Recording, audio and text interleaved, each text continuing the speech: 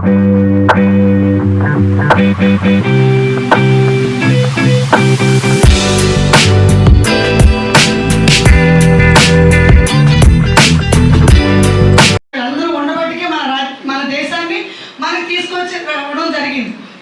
కృషి ఎంత ఉన్నదనేది మనం ఒకసారి ఆలోచించుకోవాలి.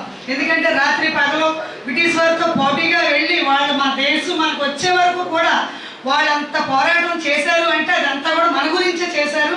కానీ ఇప్పుడు మనం ఏంటంటే ఇద్దరు ముగ్గురు నలుగురు కాకుండా ఎవరికి ఏ కష్టాలు వచ్చినా ఒక రాష్ట్రంలోనే కాదు ఒక దేశంలోనే కాదు మనందరం పౌరులు కాబట్టి మనందరూ యాక్టివ్గా ఉండి ఎవరు బాగానే సరే అది మంది.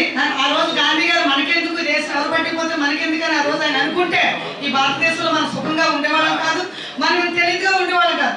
మనం బాగా ఉన్నా బ్రిటిష్ వారికి ఒప్పుకునేవాళ్ళు కాదు. ఏంటంటే ఏదైనా మనం ఒక బానిసత్వం వాళ్ళ దగ్గర చెయ్యాలి, వాళ్ళు మంచి చదువులు ఉండకూడదు, మంచి బట్టలు ఉండకూడదు, మంచి ఆయన ఉద్దేశంతో బ్రిటిష్ వాళ్ళు ఎంతగానో మనందరినీ కూడా సాధించడం, మన దేశాన్ని వాళ్ళ అండర్లో తీసుకోవడం జరిగింది.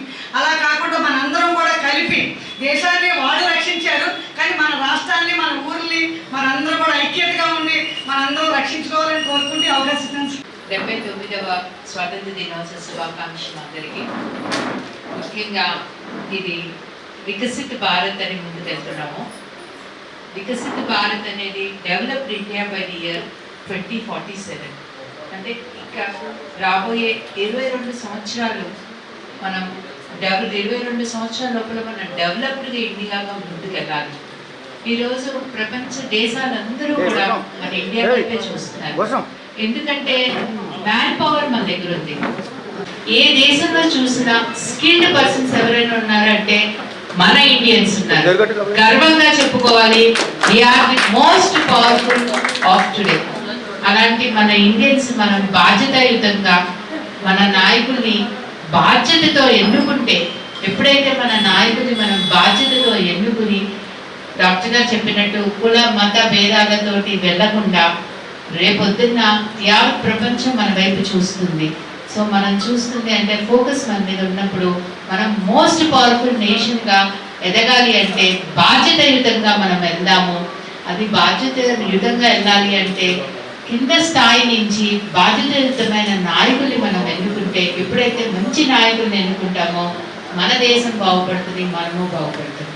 సో బాధ్యతాయుతంగా రెస్పాన్సిబుల్ ఇండియన్స్గా మనము ఈ రాబోయే ఫ్యూచర్ వెళ్దామని మీ అందరికీ కోరుకుంటూ ఈ అవకాశం ఇచ్చిన పెద్దలందరూ కృతజ్ఞతలు తెలియజేస్తున్నాను. రెడ్డి గారు, పోలి విజయలక్ష్మి గారు, నందర్ శ్రేణి గారు అందరూ కలిపి ప్లాన్ కాస్టింగ్ చేస్తారు. స్వతంత్రం వచ్చి ఇప్పటికి 75 సంవత్సరాలు అయింది.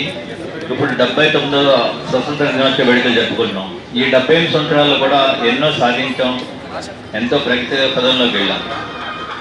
తొలినాటి ప్రధానమంత్రి జవహర్లాల్ నెహ్రూ మోడర్న్ ప్రాజెక్ట్స్ అంటే ఏవైతే ఉన్నాయో ఈ ఆనకట్టలు కట్టి ఇవే ఆధునిక దేవాలయాలు, దేశ సస్యశ్యామలం అవ్వాలి అంటే ఇవి ఉండాలి అని చెప్పి, అదేవిధంగా ఇండస్ట్రీస్ని ప్రోత్సహించి తదుపరి తరంలో రాజీవ్ గాంధీ గారు కంప్యూటరైజేషన్ చాలా అవసరం అని చెప్పి ఈ దేశాన్ని ప్రగతి పదంలో నడిపించిన వ్యక్తులు ఉన్నారు.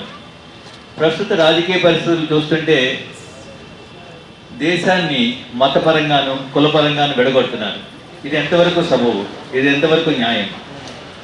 ఏ మతమైనా మతం అంటే మనసుగా నచ్చింది, మతాల దారులన్నీ కూడా ఒకే చోట కలుస్తాయి. అవన్నీ ఏంటంటే మోక్షం లేదా శాంతి. అంతేగాని ఏదో అధికారం కోసం ప్రజల్ని హిందువుల కింద, క్రిస్తువుల కింద, ముస్లిమ్స్ కింద విడగొట్టేసి రాజ్యాధికారం కోసం కేవలం ఇలా చేయడం ఎంతవరకు సమంజసం? మీరందరూ కూడా ఈ స్వతంత్ర దినోత్సవం రోజున ఆలోచన చేయాల్సిన బాధ్యత ఉంది. ఎందుకంటే మనం అంతా సౌఖ్యంగా ఉండాలి, కలిసిమెలిసి ఉండాలి. భిన్నత్వంలో ఏకత్వం అనేదే మన నినాదం. భారతదేశంలో ఉన్న గొప్పతనం ఏంటంటే వేదభూమి. ఇప్పుడు కూడా అందరూ కలిసిమెలిసి బాయి అనుకుని తిరిగే రోజులు. కానీ ఇప్పుడున్న పరిస్థితులు చూస్తే ఈ అశాంతి, ప్రపంచం అంతా కూడా అశాంతికి గురై అవుతుంది. యుద్ధాలు వస్తున్నాయి. ఇవన్నీ కూడా దేనివల్ల వస్తున్నాయి మనం ఆలోచన చేయాలి. పాకిస్తాన్ మీద యుద్ధం వస్తుంది, లేదంటే ఇజ్రాయెల్ మీద యుద్ధం చేస్తుంది, ఉక్రెయిన్, రష్యా, ఎక్కడ చూసినా యుద్ధాలే. ఈ అశాంతి కారణం ఏంటంటే మనుషులు అహంభావం, నీతి లేకపోవడం, ఒకళ్ళ మీద ఒకళ్ళు ఆధిపత్యం. ఇవన్నీ పోవాలి అంటే, నిజమైన స్వతంత్రం ఉండాలి అంటే ప్రతి మనిషికి కూడా సమదృష్టి ఉండాలి. అందరూ బాగుండాలి, సర్వే జనా సుఖినో భవంతు అనేది మన నినాదం కావాలి. అంతేగాని ఏదో నేను బాగుంటే సరిపోతుంది, నా దేశం బాగుంటే సరిపోతుంది, పక్కోళ్ళు బాగుపడిపోకూడదు, పక్క మొత్తం బాగుండకూడదు, ఇలాంటి నికృష్ట ఆలోచనల వల్లే ఈ యుద్ధాలు ఎన్ని కూడా వస్తున్నాయి. ఇప్పుడైనా సరే మన కళ్ళు తెరవాలి, నిజం తెలుసుకోవాలి. ఈ యుద్ధాల కారణం ఏంటి, ఎందువల్ల వస్తున్నాయి, ఈ ప్రజల్ని ఎవరు విడగొడుతున్నారు, ఏ రాజకీయ పార్టీలు విడగొడుతున్నాయి. సో వీటిలన్నింటినీ కూడా మనం దూరాన్ని ఉంచాల్సిన బాధ్యత ప్రజలుగా మనందరం మీద ఉంది. అదేవిధంగా రాష్ట్రంలో కానీ మిగతా ప్రాంతాల్లో కానీ చూస్తే కులపరమైన రాజకీయాలు, 2-3 కులాలు కలిస్తే ఒక పార్టీ, ఇంకా 3 కులాలు కలిస్తే ఒక పార్టీ, ఇవన్నీ కూడా వీటి నుంచి ఈ సంఖ్యల నుంచి తెగించుకుని వస్తేనే నిజమైన స్వతంత్రం వస్తుందని చెప్పి నేను భావిస్తూ, మీరందరూ కూడా ఈ రోజున చక్కని ఆలోచన చేయండి, మంచి నాయకులను ఎన్నుకోండి. కులాలకి మతాలకి అతీతంగా రాజకీయాలు జరగాలి.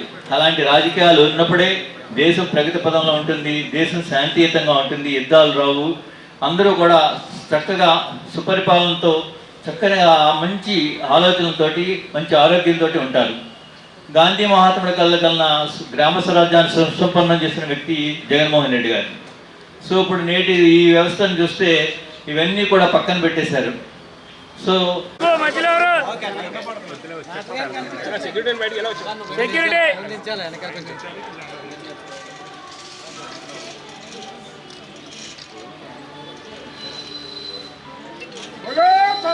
भारत के बोलो स्वतंत्र भारत के, बोलो स्वतंत्र भारत के, बोलो स्वतंत्र भारत के.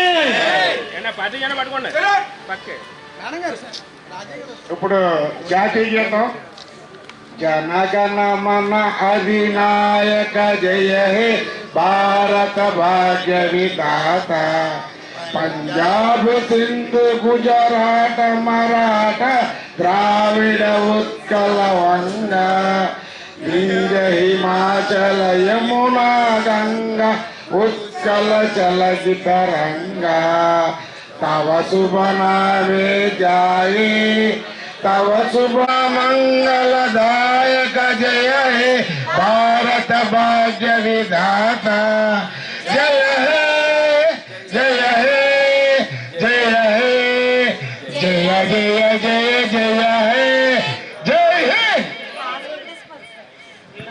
बोलो स्वतंत्र भारत के. ఇప్పుడు జాతీయ గీతం